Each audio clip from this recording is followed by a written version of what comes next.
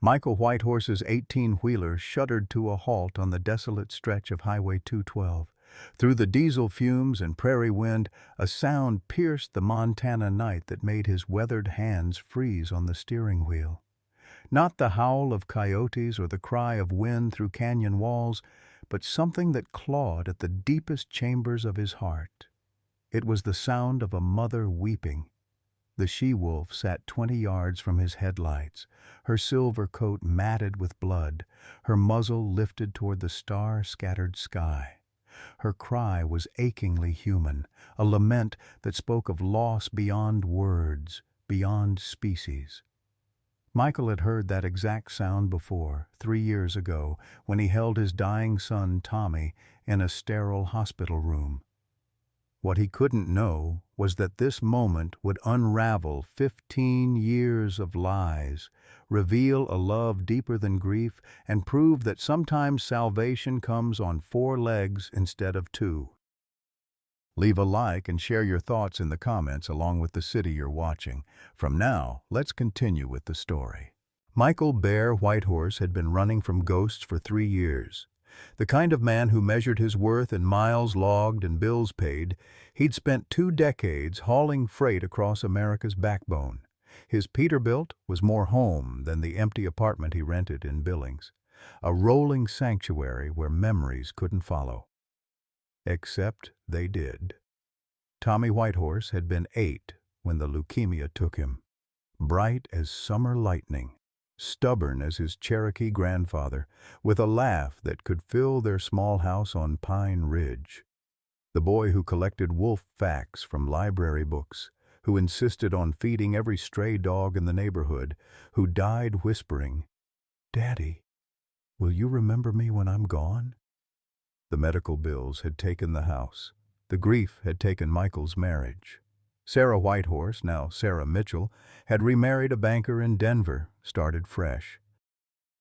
She sent Christmas cards with photos of her new family, generic messages signed, "Wishing you well." Michael kept them in his glove compartment, unopened.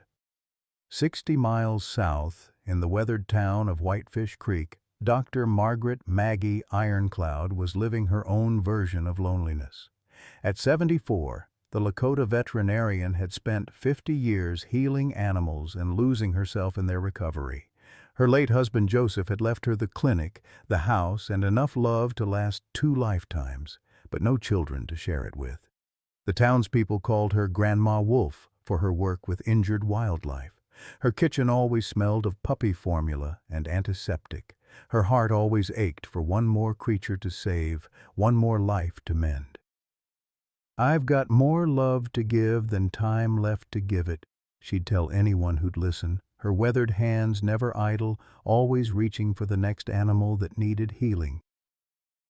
Sheriff Thomas Eagleheart, 53, Navajo, carried 15 years of rage in his chest like shrapnel.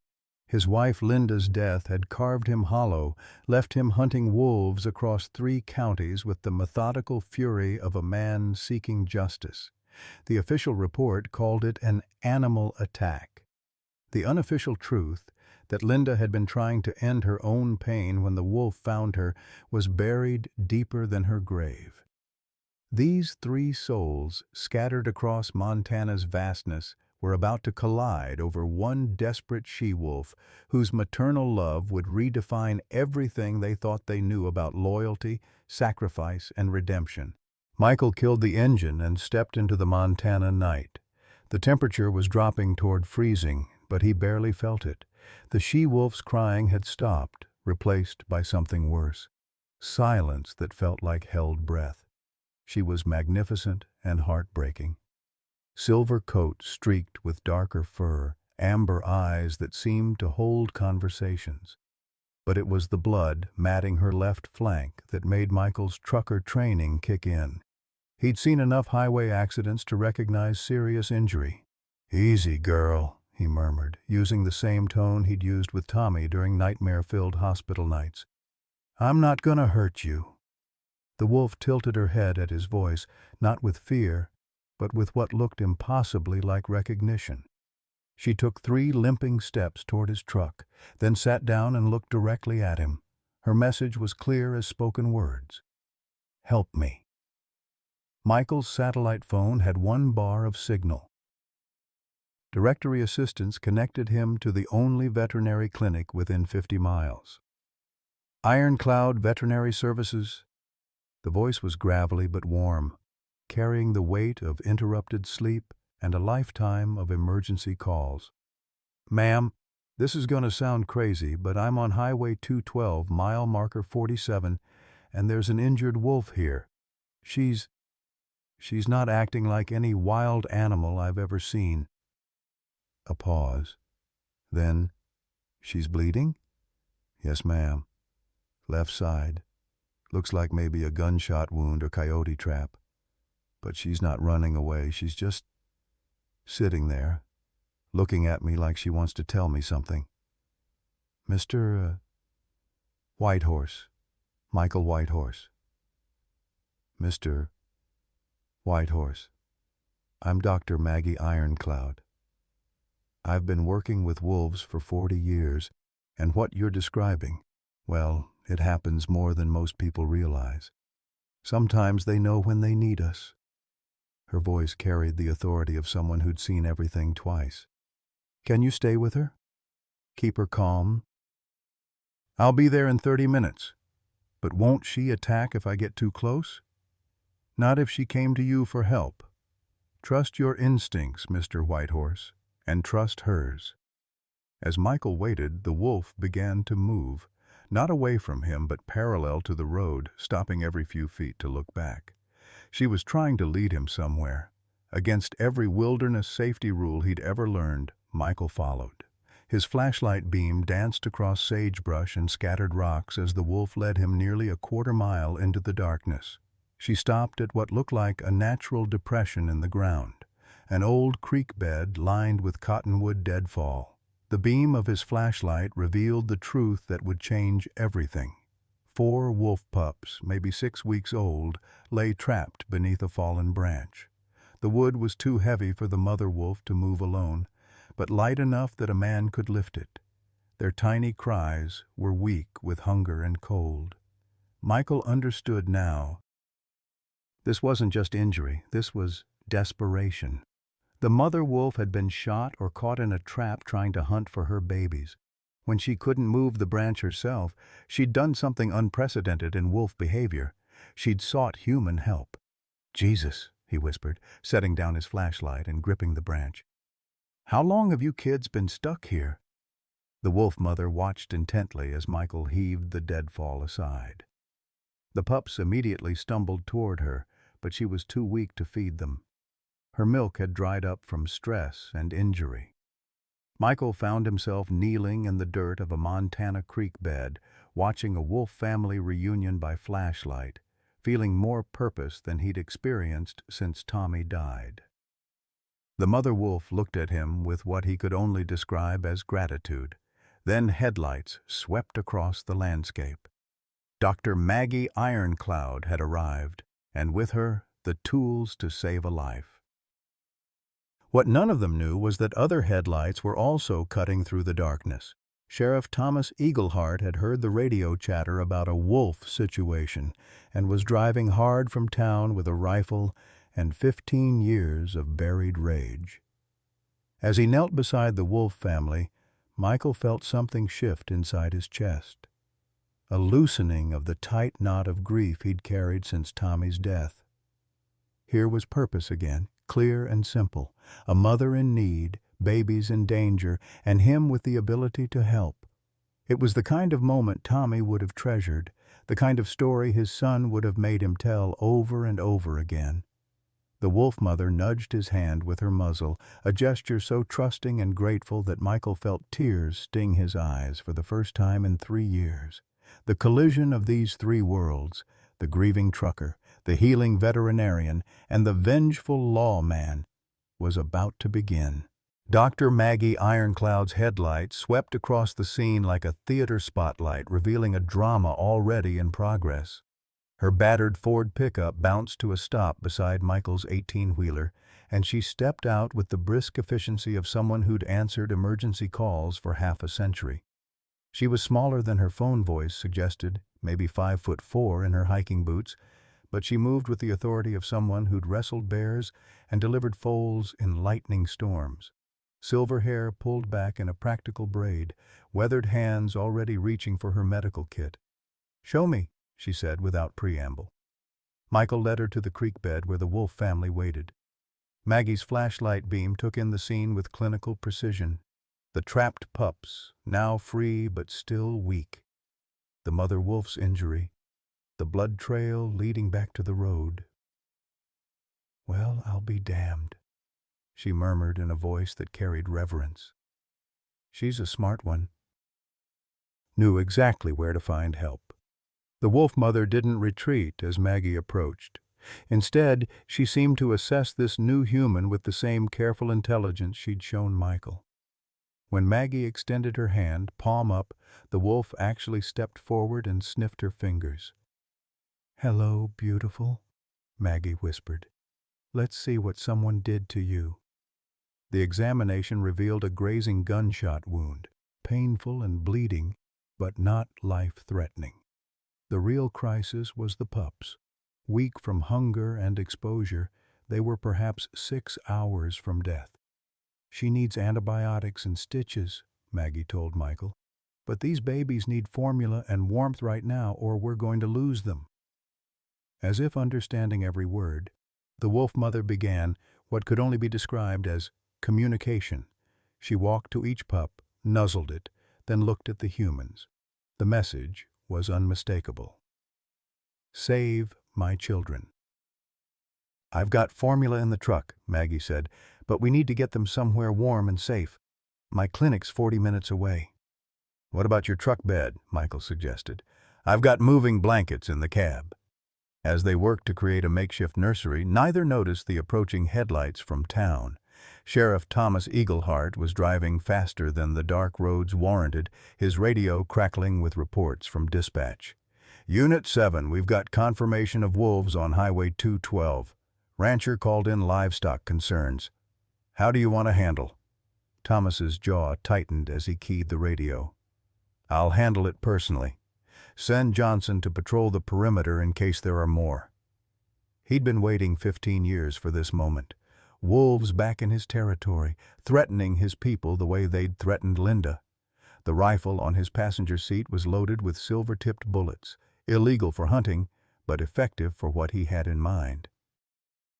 At the creek bed, Maggie had managed to get formula into the weakest pup using a makeshift syringe. The tiny creature's improvement was almost immediate. Michael held his flashlight steady and found himself thinking about Tommy, how the boy had always insisted on feeding stray animals, how he'd cried when they'd had to take an injured bird to the vet.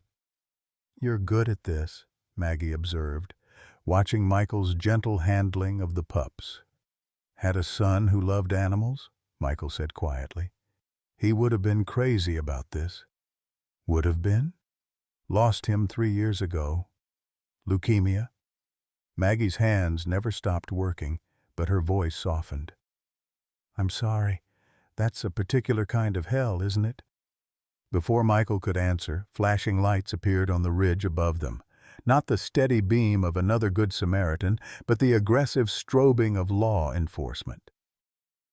Sheriff Thomas Eagleheart's voice cut through the night air with the authority of a man accustomed to obedience.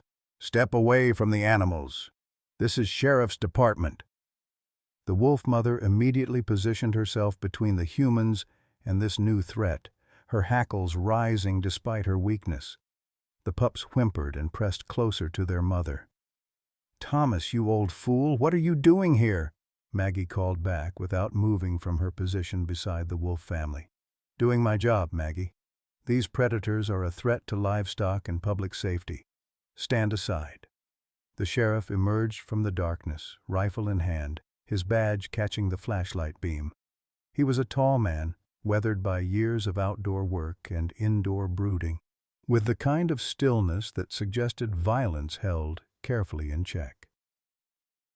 "Now hold on." Michael stepped forward, his trucker's build suddenly seeming larger in the confined space. "These animals aren't threatening anybody." The mother's injured and the babies were trapped. We're trying to help them." "Help them?" Thomas's laugh was bitter. "Mister, you don't help wolves. You eliminate them before they eliminate you." The confrontation had shifted into something deeper than wildlife management. Three people with three different relationships to loss and healing were about to collide over one wolf family that represented everything each of them had been running from. Maggie continued working on the pups, her movements deliberate and calm even as tension crackled in the air around them. She'd seen Thomas like this before, rigid with old pain, looking for something to blame for wounds that wouldn't heal. "Thomas," she said without looking up, "when was the last time you actually saw a wolf attack a human being in this county?"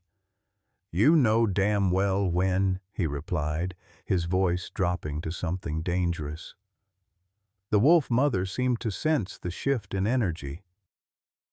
She moved closer to her pups, her amber eyes fixed on the man with the gun. But instead of snarling or preparing to attack, she did something that stopped all three humans cold. She lay down between her children and the sheriff, exposing her wounded flank, making herself completely vulnerable. It was an act of ultimate trust or ultimate desperation. The gesture hung in the air like a challenge to everything Thomas Eagleheart thought he knew about predators, prey, and the thin line between protection and destruction. The standoff in the creek bed stretched like a held breath. Thomas Eagleheart's rifle remained trained on the wolf mother, but his finger had moved away from the trigger. Something about the animal's surrender posture had reached him in a place he'd kept locked for 15 years. "She's protecting them," Michael said quietly, "just like any mother would." "Wolves aren't like us," Thomas replied, but his voice had lost its earlier conviction. "They're killers. Pure instinct." "So are humans sometimes," Maggie said without looking up from the pup she was feeding.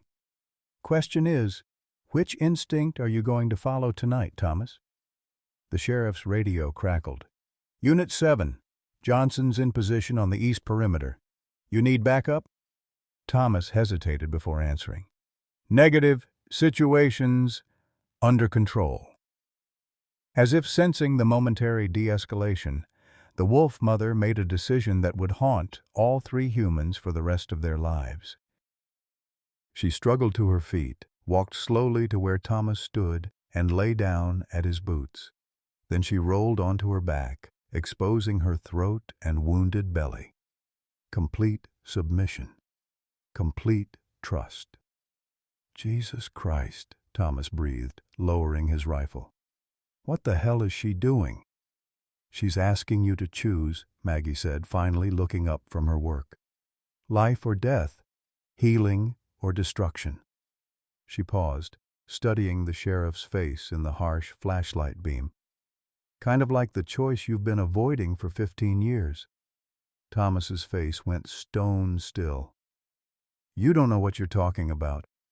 "Don't I? Linda Eagleheart, your wife, died 15 years ago this month, officially listed as animal attack. But we both know that's not the whole truth, is it?"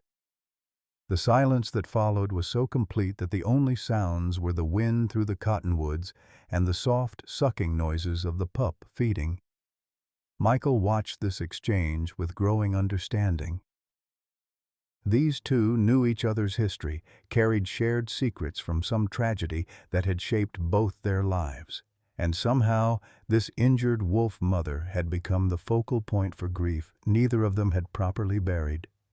"Maggie, don't," Thomas said, his voice barely above a whisper. "Someone has to, Thomas. You've been carrying that guilt and rage for 15 years, taking it out on every wolf you can find. But shooting them won't bring Linda back, and it sure as hell won't change what really happened that night." "You weren't there," Thomas said, but his rifle was now pointing at the ground. "No, but I was there afterward. I was the one who examined her body, remember? I saw the bite marks, Thomas. I also saw the train schedule and the pill bottle they found in her car." Michael felt like he was witnessing something too private for strangers, but he couldn't leave the wolf family unprotected. The mother wolf still lay on her back at Thomas's feet, her pups whimpering softly from their makeshift nest in Maggie's blankets. "She was trying to kill herself," Thomas said suddenly, the words tearing out of him like confession. The depression, the medications that didn't work, the way she'd started talking about wanting to rest. "I knew she was planning something, but I thought I was watching her close enough." "And when you found her by the railroad tracks?" Maggie prompted gently. "There was a wolf there, a big silver female standing over Linda's body. Blood on her muzzle. Linda's blood." Thomas's voice cracked. I thought the wolf had killed her, dragged her away from the tracks to feed." "But the autopsy showed the train hit her first," Maggie said. "The bite marks came after post-mortem." "What are you saying?" Michael found his voice. "I think she's saying the wolf was trying to save her. Tried to drag her off the tracks." Thomas looked down at the wolf mother still lying at his feet. In the harsh light, her silver coat seemed to shimmer with an otherworldly quality. "That's impossible." "Is it?" Maggie stood up slowly, her knees creaking with age and cold. "Thomas, how many wolves have you killed in 15 years?" 37, he said without hesitation. "All females?" A longer pause. "Most of them. All silver or gray?" Thomas's breathing had become shallow. "You're saying I'm saying you've been trying to kill the same wolf over and over again. The wolf who tried to save your wife. The wolf who probably watched you bury her and has been carrying that knowledge ever since." The wolf mother at Thomas's feet made a soft whining sound and rolled back onto her side, looking up at him with those amber eyes that seemed to hold too much understanding. Her wound had started bleeding again from the movement, but she didn't seem to notice. "This can't be the same animal," Thomas said, but he was already kneeling beside her, his rifle forgotten. "That was 15 years ago." "Gray wolves live 12 to 15 years in the wild," Maggie said softly. "But this old girl's been living on borrowed time. Look at her muzzle. See the white? She's ancient by wolf standards. And smart. Smart enough to know when she needs help, and smart enough to recognize the man who's been hunting her." Michael watched Thomas extend a trembling hand toward the wolf's head. She didn't flinch when he touched her fur. Instead, she pressed into his palm like a dog seeking comfort. "Why didn't she run?" Thomas asked. "All these years, why didn't she just leave the territory?" "Maybe because this is where Linda died," Maggie said. "Maybe because she's been protecting that place, honoring your wife's memory in ways you never understood. Or maybe," Michael added quietly, thinking about Tommy and the animals he'd loved, "she's been waiting for you to heal enough to see the truth." The conversation was interrupted by a new sound from the direction of the road, not another vehicle, but something that made all three humans freeze. The howling of other wolves, answering calls from the darkness, getting closer. "Pack members," Maggie said. "They know she's in trouble." Thomas immediately reached for his rifle, but the wolf mother's paw landed on his wrist, not aggressively but firmly. She looked at him and shook her head, an impossibly human gesture that stopped him cold. "She's asking you to trust her," Michael realized. "To trust them." The howling grew closer, and soon shapes began materializing from the darkness. 5 adult wolves moved into the circle of flashlight beam, but they didn't approach aggressively. Instead, they formed a protective semicircle around the injured mother and her pups. "I've never seen anything like this," Maggie breathed. "It's like they're presenting themselves, showing you they're not a threat." Thomas sat back on his heels, rifle across his knees but no longer threatening. The pack leader, a massive dark male, stepped forward and did something that defied every wildlife behavior textbook Maggie had ever read. He lay down in front of Thomas in the same submissive posture the mother wolf had used. "They're all surrendering," Michael said in wonder. "The whole pack." "No," Thomas said, his voice thick with understanding. "They're forgiving me. After 15 years of hunting them, they're offering forgiveness." The pack leader crawled forward on his belly until he was close enough to touch Thomas's boot. Then he rolled over, exposing his throat. One by one, the other pack members followed suit until Thomas was surrounded by vulnerable wolves, all offering him the same choice their injured packmate had: kill or heal. Thomas looked at his rifle, then at the wolves, then at Maggie and Michael. "What do I do?" "Same thing you should have done 15 years ago," Maggie said gently. "Choose love over fear." Thomas set his rifle aside and placed both hands on the pack leader's chest, feeling the strong heartbeat beneath thick fur. The wolf's amber eyes, so like the mother wolf's, so like Linda's had been, seemed to look directly into his soul. "I'm sorry," he whispered. "Linda, I'm so sorry I got it wrong." The pack leader licked Thomas's face once, then stood and moved aside.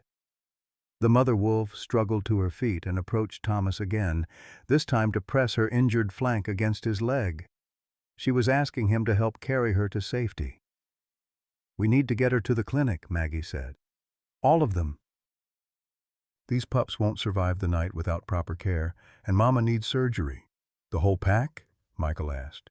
"The whole family," Thomas corrected, standing with new purpose. "I've got the county animal transport trailer back in town. We can fit them all." As they worked together to gather the wolf family, the eastern sky began showing the first hints of dawn. Thomas radioed dispatch with a story that was technically true if not complete. Injured wildlife in need of transport to veterinary care. Situation resolved peacefully. But as they prepared to leave the creek bed where 3 broken hearts had found unexpected healing, none of them noticed the figure watching from the ridge above. Emma Morningstar, Thomas's 16-year-old niece, had followed her uncle's patrol car into the darkness, worried about his increasingly erratic behavior around wolves.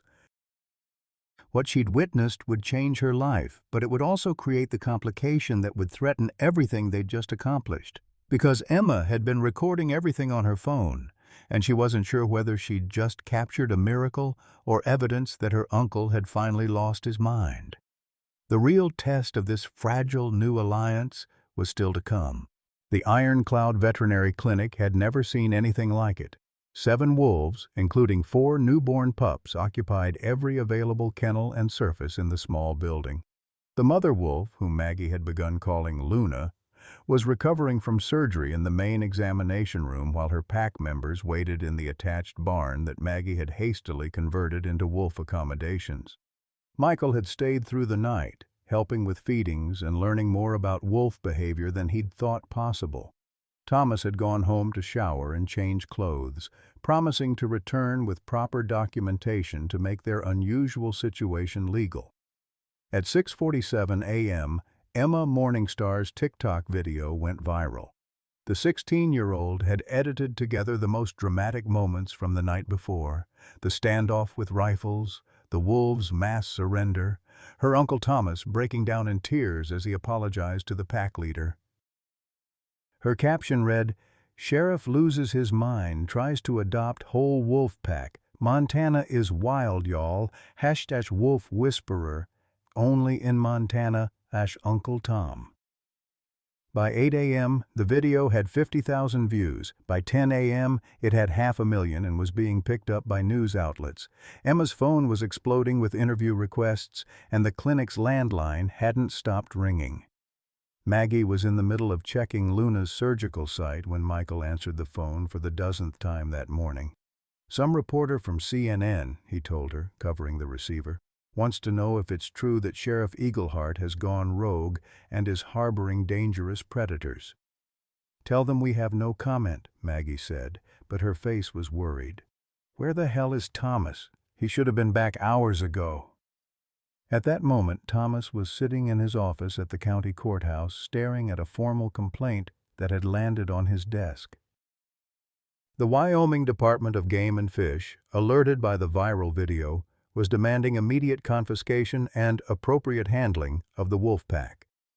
Behind the bureaucratic language was a clear ultimatum: destroy the wolves or face federal charges for harboring protected wildlife without permits.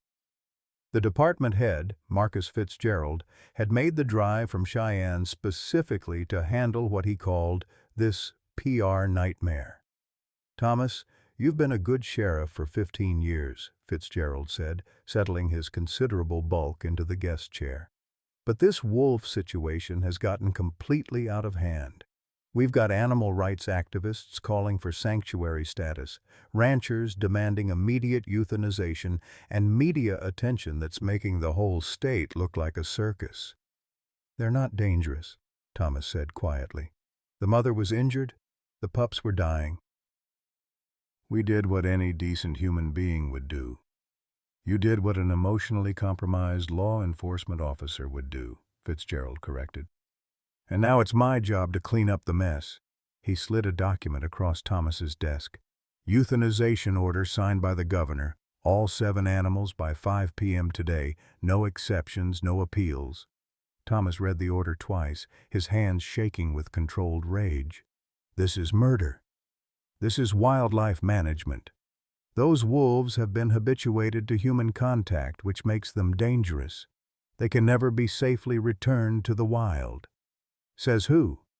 "Says Dr. Harrison Blackwood, the state's leading expert on wolf behavior. He's reviewed the video footage and determined that any wolves showing this level of human interaction have been irreversibly compromised." Thomas looked up sharply. "Blackwood? He's the one who's been pushing for expanded wolf hunting seasons. His expertise is paid for by the Cattle Ranchers Association. His credentials are impeccable, unlike a small-town sheriff who's clearly having some kind of breakdown." The accusation hung in the air like a challenge. Thomas could see his career, his pension, his entire life's work balanced on a knife's edge. All he had to do was sign the order, let Fitzgerald handle the situation, and return to his normal routine of traffic stops and domestic disturbances. Instead, he tore the euthanization order in half. "You're making a mistake, Thomas." "Yeah," Thomas said, standing and reaching for his hat. "I've been making the same mistake for 15 years. Time to make a different one." Back at the clinic, the situation was deteriorating rapidly. A crowd had gathered outside, a volatile mix of protesters, curiosity seekers, and media crews. Signs reading "Save the Wolf Pack" competed with others demanding "Protect our livestock" and "Enforce the law." Michael found himself acting as an unofficial spokesman, trying to explain to reporters that the wolves weren't being harbored, but were recovering from medical treatment. His trucker's common sense and obvious sincerity were playing well on camera, but he was out of his depth with the legal complexities. Inside, Maggie was dealing with her own crisis. Luna had developed a post-surgical infection and was running a dangerous fever. The antibiotics weren't working, and without more aggressive treatment, the wolf mother could die within hours. "I need to get her to the University Veterinary Hospital in Bozeman," she told Michael. "They have equipment I don't, but transporting her now, with all this attention—" "We'll figure it out," Michael said, but he wasn't sure how. That's when Emma Morningstar arrived, pushing through the crowd with the confidence of someone who'd never met a problem she couldn't solve with the right combination of technology and teenage stubbornness. "Dr. Ironcloud, I'm Emma, Thomas's niece, the one who started this whole mess." Maggie looked up from Luna's chart. "You're the TikTok girl." "Among other things. Look, I know I screwed up with that video, but I think I can help fix this." "What do you need?" "I need to get Luna to Bozeman without every news crew in Montana following us." Emma grinned. "Leave that to me. How do you feel about going viral again, but this time on purpose?" Before Maggie could ask what she meant, Emma was already on her phone, live streaming to her, now, massive TikTok following. "Okay, wolf pack family," she said into the camera. "Here's what's happening. Luna the wolf mama is really sick and needs to get to a bigger hospital. But there are protesters and media everywhere making it dangerous to transport her. So here's what we're going to do." What followed was the most organized flash mob in Montana history. Emma's followers, now numbering in the hundreds of thousands, began sharing a coordinated plan. Dozens of pickup trucks would converge on the clinic from different directions, creating a convoy large enough to confuse any followers about which vehicle actually contained the wolf. "It's like a shell game," Emma explained to the baffled adults. "They can't follow all of us." "This is insane," Maggie said. "This is Gen Z problem solving," Emma replied. "Trust the process." Thomas arrived just as the convoy plan was going into effect. He took one look at the crowd, the news trucks, and Emma live streaming from inside the clinic, and started laughing. Not the bitter laugh he'd carried for 15 years, but something genuine and free. "Of course," he said. "Of course it would take a teenager and social media to fix what I've been breaking for half my lifetime." "Uncle Tom!" Emma threw her arms around him. "Are you in trouble? They're saying on the news that you might get arrested." "Maybe," he said. "Probably. But for the first time in 15 years, I'm doing something I know is right." As pickup trucks began arriving from every direction, their beds filled with hay bales and blankets to camouflage any transported wolves, Thomas made a decision that would define the rest of his life. He walked outside and addressed the crowd through a borrowed megaphone. "My name is Thomas Eaglehart. I'm the sheriff of this county, and I'm responsible for the situation here. Before you judge what we're doing, I want you to know something about these wolves." What followed was a speech that would be replayed on news channels for months. Thomas told the truth about Linda's death, about his 15 years of misguided hunting, about the night he'd discovered that the very wolves he'd been trying to destroy had actually tried to save his wife. "I've been wrong," he concluded, his voice carrying across the suddenly silent crowd. "Wrong about wolves, wrong about blame, wrong about healing. These animals aren't dangerous. They're teachers. They're showing us what forgiveness looks like, what family means, what love actually does when it's tested." As he spoke, Michael was carefully loading Luna into the back of an unmarked pickup truck driven by one of Emma's followers, a veterinary student from the university who'd driven down specifically to help. The wolf mother was wrapped in blankets, unconscious from sedatives, looking small and vulnerable despite her wild nature. The convoy began moving out in stages, trucks heading in different directions to confuse anyone trying to follow. Emma's live stream showed the confusion of media crews trying to decide which vehicles to pursue, but as the truck carrying Luna pulled away toward Bozeman, none of them noticed the black SUV that didn't follow any of the decoy vehicles. Dr. Harrison Blackwood had been watching from the periphery, and he'd identified the real transport through methods Emma's social media strategy hadn't anticipated. The race to save Luna's life was about to become something much more dangerous. The veterinary student driving Luna to Bozeman was named Jake Morningstar, Emma's older brother, home from his final semester at Montana State. He'd volunteered for transport duty because he had the steadiest hands and the most medical training of Emma's impromptu rescue network. 50 miles outside of town, on a desolate stretch of interstate where cell service was spotty and help was scarce, Jake's pickup truck began to overheat.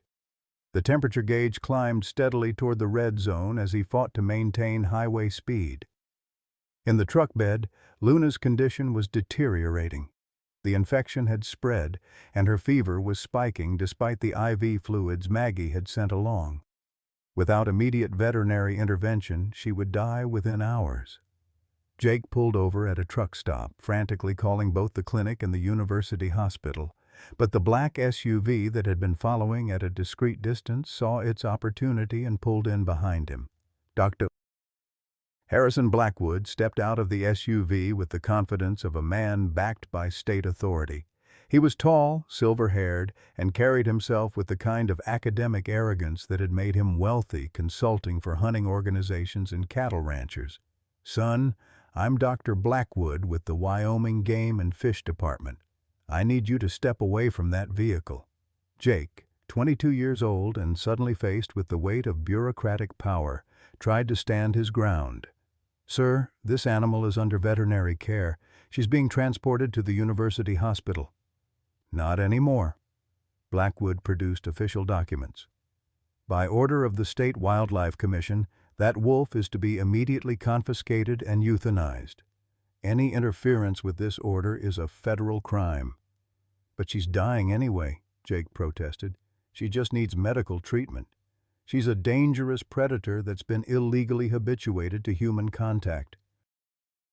The kindest thing we can do is end her suffering."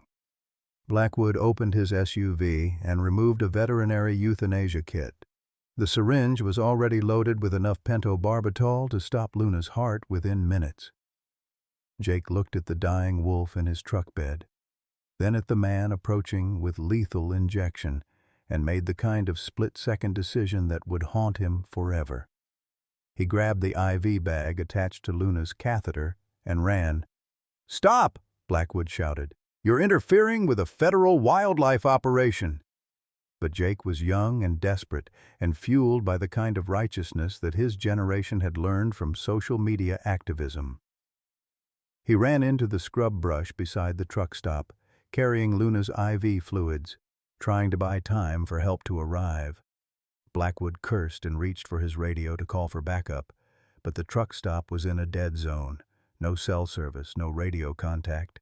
He was on his own with a fleeing college student and a dying wolf. What happened next would be captured on the security camera of the truck stop, creating evidence that would change everything. Blackwood pursued Jake into the brush, carrying the euthanasia syringe. The terrain was rough, scattered rocks and gullies carved by seasonal flooding. Jake, burdened by the IV bag and trying to avoid tripping over the tubing, stumbled and fell. Blackwood caught up to him beside a shallow creek bed. "Son, you're only making this harder on yourself. Step aside and let me do what needs to be done." "She's got babies," Jake said, breathing hard. 4 babies who need their mother. Those babies will be euthanized too. It's more humane than letting them starve in the wild." The casual way Blackwood said it, the dismissal of an entire family as disposable, triggered something in Jake that overrode his peaceful nature. He shoved Blackwood away from Luna, hard enough to send the older man stumbling backward. Blackwood fell, and the syringe went flying. It landed in the creek bed, its contents mixing with the muddy water. The only dose of euthanasia drug was now useless. "You have no idea what you've done," Blackwood said, getting to his feet. His carefully maintained composure was cracking. "That wolf is going to die anyway, slowly and painfully, because of your interference." "Maybe," Jake said, positioning himself between Blackwood and Luna. "But at least she'll die with someone who cares about her, not someone who sees her as just another problem to eliminate." That's when Blackwood made the decision that would destroy his career and expose the corruption at the heart of Montana's wolf management program. He pulled out a pistol. "Move aside, son. I'm authorized to use whatever force is necessary to complete this operation." Jake stared at the gun, then at Luna, who was barely breathing in the makeshift stretcher he'd created from his jacket.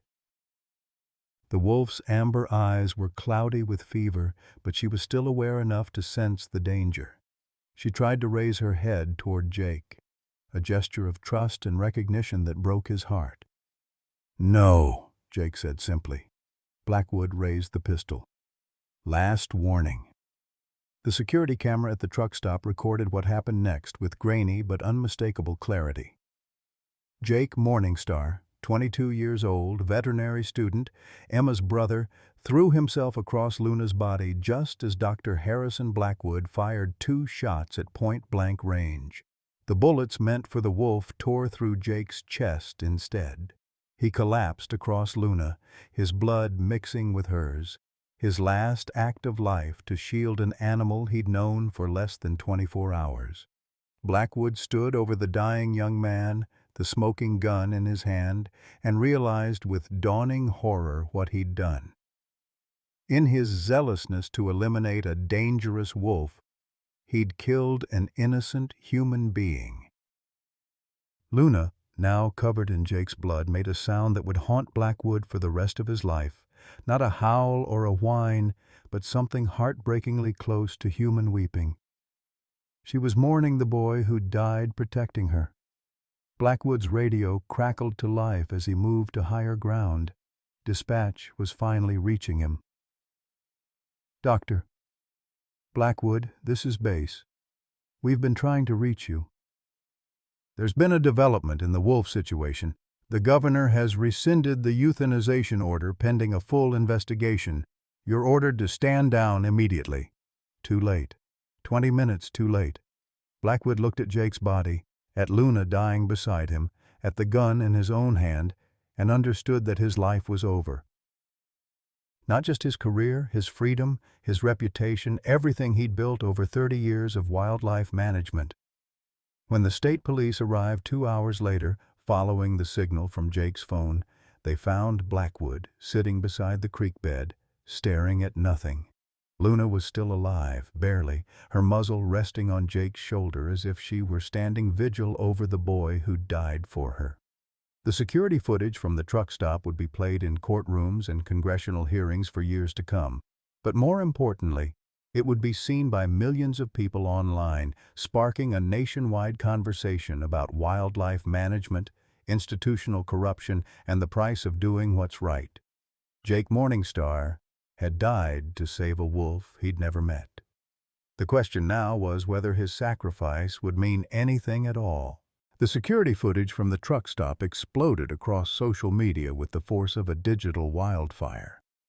Emma Morningstar, live streaming from the veterinary clinic when the news broke, collapsed on camera as she watched her brother die protecting a wolf.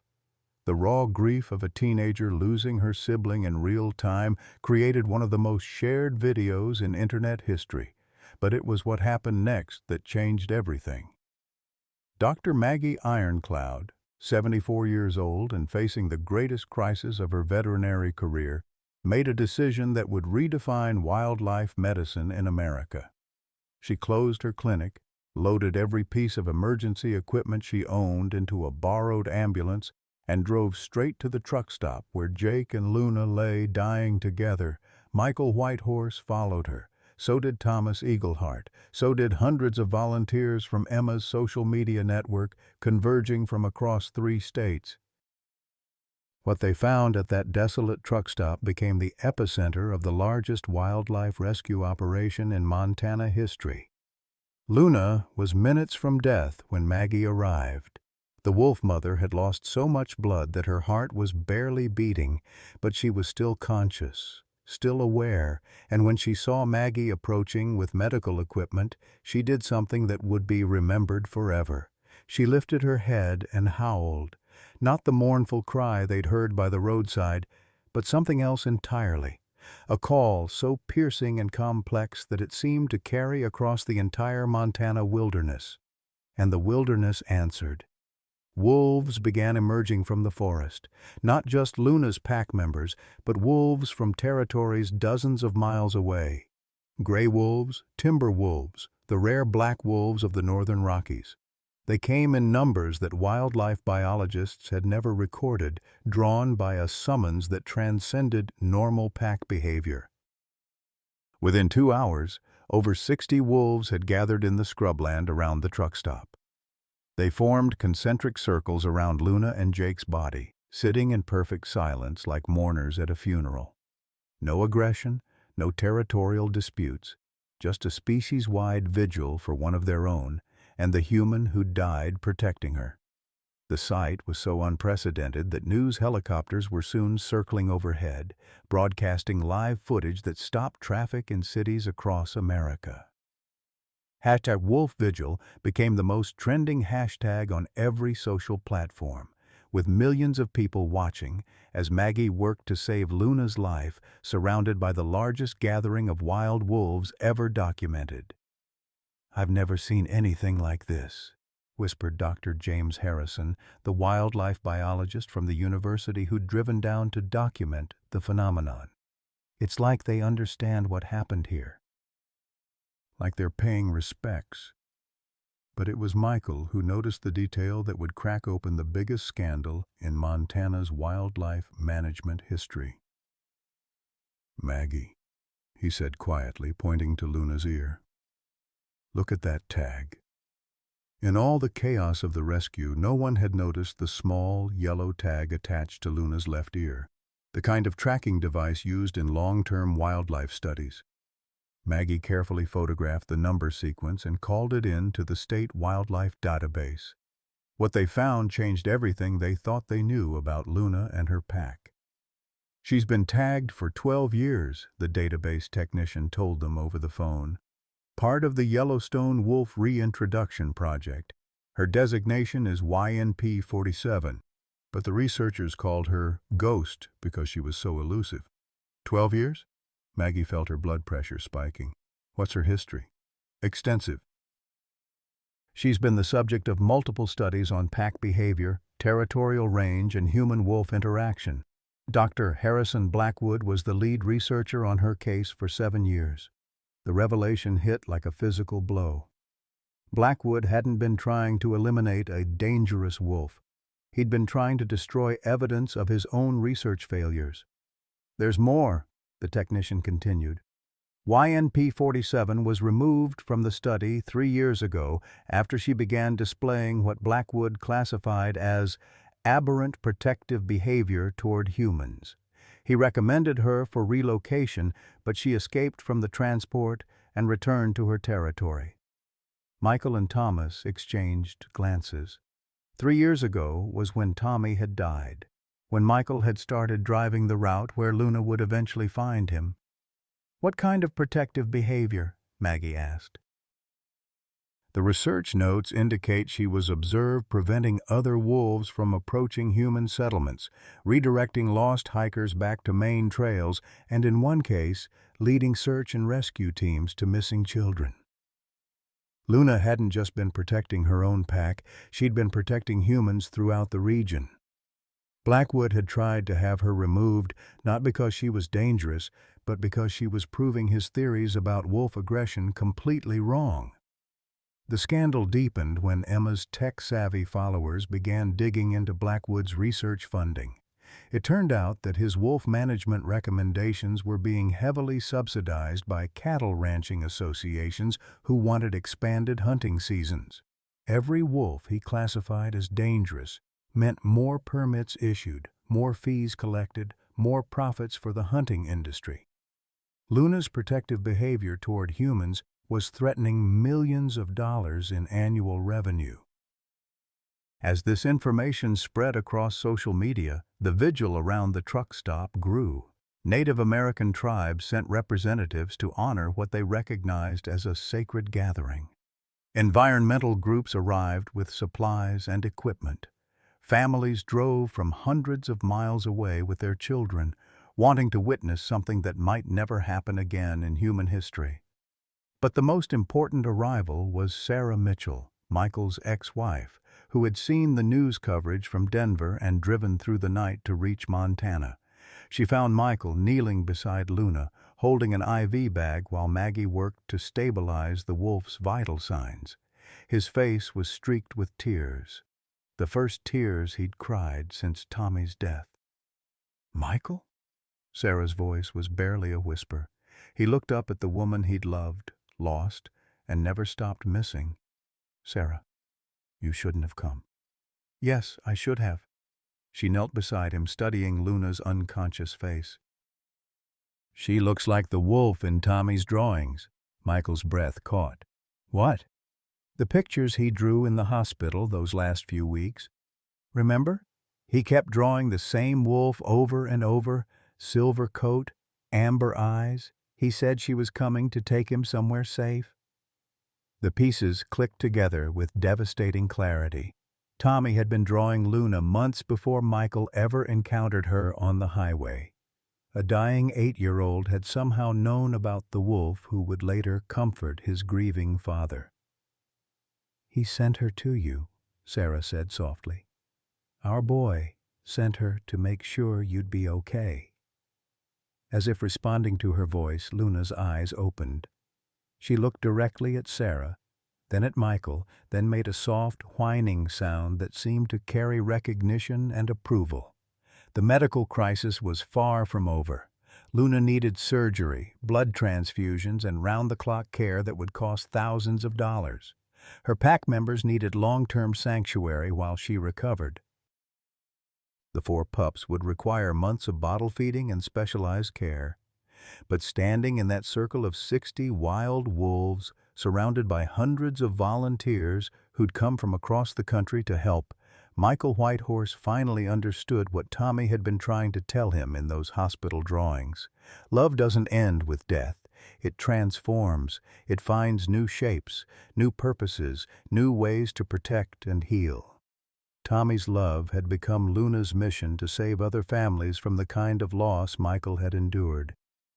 The vigil continued through the night. When dawn broke over the Montana wilderness, something extraordinary happened.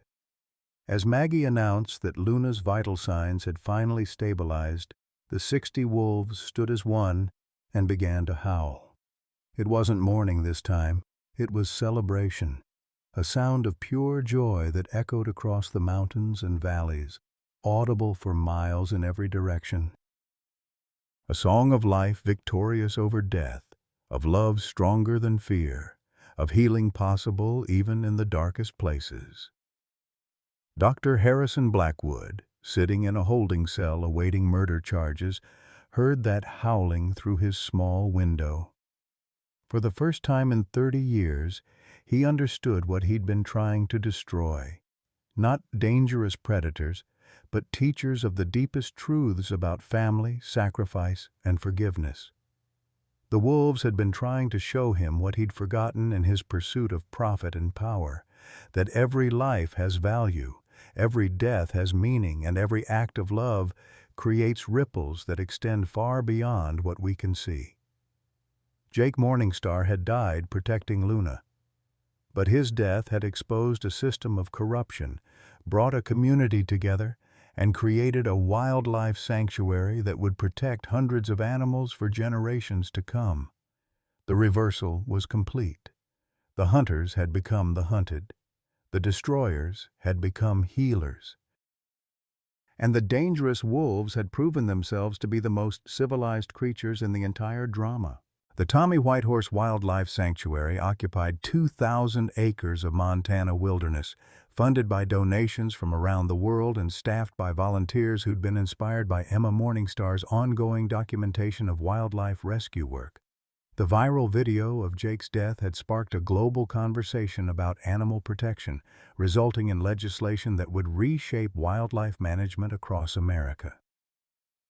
Michael stood at the fence of Luna's enclosure, watching her play with her 4 grown pups in the morning sunshine. Her surgery scars had healed completely, leaving only faint lines in her silver coat. At 12 years old, she was ancient by wolf standards, but her amber eyes were still bright with intelligence and something that looked remarkably like contentment. "She's happy here," Sarah said, joining him at the fence. She'd moved back to Montana 6 months ago, not to resume their marriage, but to help build the sanctuary that had become their shared mission. "It's like she knows this is exactly where she's supposed to be." The sanctuary housed 47 wolves now, along with bears, elk, and other wildlife that couldn't be returned to their natural habitats. Each animal had its own story of rescue, recovery, and rehabilitation. But Luna remained the heart of the operation, the wolf whose cry for help had started everything. Dr. Maggie Ironcloud, now the sanctuary's chief veterinarian at 75, emerged from the clinic building with her daily medical reports. Her step was lighter than it had been in years, her purpose renewed by work that mattered more than anything she'd done in 5 decades of practice. "How's our girl today?" she asked, nodding toward Luna. "Perfect," Michael replied. "Absolutely perfect." They were joined by Thomas Eagleheart, who'd taken early retirement from the sheriff's department to become the sanctuary's head of security. The legal battles following Jake's death had cleared him of any wrongdoing, but he'd lost his taste for law enforcement. His new job involved protecting the very animals he'd once hunted, an irony that never ceased to amaze him. "Emma's documentary crew is here," Thomas announced. "Ready for the final interviews?" Emma Morningstar had spent 6 months creating a feature-length documentary about the events that transformed their small Montana community. The Wolf Who Cried for Help had already been accepted by Sundance and was generating Oscar buzz. But more importantly, it was raising awareness about wildlife conservation and the complex relationships between humans and the natural world. "I still can't believe how much has changed," Sarah said, watching Luna nuzzle one of her grown pups through the fence. The changes had been dramatic. Dr. Harrison Blackwood was serving 15 years for second-degree murder and corruption charges. The investigation into his research had uncovered decades of falsified data and illegal hunting permits, leading to a complete overhaul of Montana's wildlife management system. Jake Morningstar had been posthumously awarded the Presidential Medal of Freedom for his sacrifice. His death had become a rallying cry for animal rights activists worldwide, inspiring legislation that strengthened protections for endangered species. But the most profound changes were personal. Michael had found purpose beyond his grief, dedicating his life to protecting animals the way Tommy would have wanted. Sarah had found her way back to the man she'd loved, not as his wife, but as his partner in healing. Thomas had found redemption in protecting instead of hunting. Maggie had found a family in the volunteers and animals who filled her days with meaning. And Emma, now 18 and headed to veterinary school in the fall, had found her voice as an advocate for the voiceless. "5 minutes until we roll," called the documentary filmmaker, adjusting his camera equipment. As the crew prepared for the final interview, Luna did something she'd never done before. She approached the fence and sat directly in front of Michael, looking up at him with those amber eyes that seemed to hold conversations. Then she placed her paw against the fence, pressing it against the spot where Michael's hand rested on the other side. She's saying goodbye, Maggie realized. She knows. The veterinary tests had confirmed what they'd all suspected, but hadn't wanted to acknowledge. Luna's heart was failing. At her age, with her history of injuries and stress, they were living on borrowed time. She might have weeks, or she might have days. "No," Michael said, his voice thick with the familiar pain of impending loss. "Not yet. I'm not ready." Luna tilted her head and made a soft whining sound. Not distress, but comfort. She was trying to console him the way she'd been comforting him since that night on Highway 212 when his whole world had changed. "She's not dying, Dad," said a voice that made everyone freeze. They turned to see a young man walking across the sanctuary grounds. Tall, lean, with Michael's features and Tommy's infectious grin. It took a moment for Michael to recognize Jake Morningstar, Emma's brother, alive and smiling. "Jake?" Thomas breathed. "How is this possible?" Jake's grin widened. "Turns out getting shot in rural Montana and having the best veterinary team in the state working on you has advantages. Dr. Ironcloud didn't just save Luna that day, she saved me too." The truth came out in a rush of explanations. Jake had been critically wounded, but not killed. Maggie had performed emergency surgery in the back of the ambulance, removing the bullets and stabilizing him long enough to get to the hospital. The family had kept his survival secret during his months-long recovery, partly for security reasons and partly to let the legal case against Blackwood proceed without complications. "But why didn't you tell us?" Michael asked. Because sometimes, Jake said, looking at Luna, the most important healing happens when people think they're acting from pure love instead of hope for reward. Luna stood and walked to the gate of her enclosure, waiting. Jake opened it, something only he was allowed to do, as the person she'd nearly died protecting. She walked out into the larger sanctuary grounds and began to howl. It wasn't the mournful cry that had started everything, or the celebration song from the truck stop vigil. This was something else entirely, a howling that seemed to encompass gratitude, joy, completion, and promise all at once. Her pack members joined her, then the other wolves throughout the sanctuary. Soon 47 voices were raised together in a song that carried across the Montana wilderness, audible for miles in every direction. "She's not saying goodbye," Emma said, tears streaming down her face as she filmed the moment. "She's saying thank you." Michael understood then that Luna had never been his to lose. She belonged to the wilderness, to her pack, to the great web of life that connected all living things. But she'd chosen to share part of her journey with him, to help him heal the way Tommy would have wanted. And in saving her, he'd saved himself. The documentary ended with that howling, 47 wolves singing together in gratitude for life, for healing, for the humans who'd learned to see them not as predators, but as teachers of the deepest truths about love, family, and forgiveness. At 55, 60, or 68, you understand what real loss feels like. The empty chair at dinner, the phone that doesn't ring anymore, the dreams you thought you'd have more time to chase. Michael Whitehorse knew that hollow ache, the kind that makes you wonder if happiness is something that only happens to other people in other lives. But here's what Luna the Wolf taught him, and what every one of us needs to remember. Healing doesn't mean forgetting. It means finding new ways to honor what we've lost while opening our hearts to what's still possible. Michael didn't get his son back, but he found purpose that Tommy would have been proud of. Sarah didn't erase their divorce, but she discovered they could build something beautiful from the pieces. The sanctuary they created didn't just save wolves, it saved them.